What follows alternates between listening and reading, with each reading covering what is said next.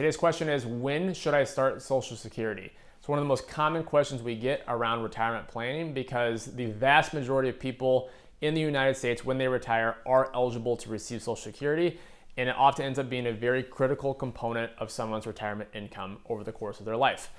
We always want to take a step back and say, when are you going to retire? What are you going to need to spend when you retire? And how long are you expected to be retired for, i.e., what is your expected lifespan after you retire?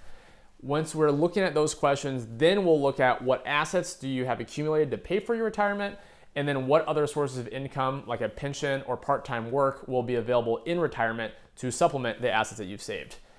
As part of that process, as part of that analysis, Social Security comes into play, and there's a lot of different variables that we want to consider when reflecting on when to start taking Social Security.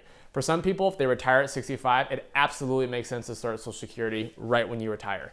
For other people, it may make sense to hold off taking Social Security until 67, 68, upwards even of 70 years old, which is the max amount of time you can wait to start taking it.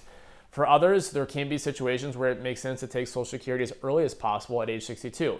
The point being is every situation is different, and there's a lot of different variables we need to take into account when making the decision. If you're married and you and your spouse both have eligibility for Social Security, that plays into it as well.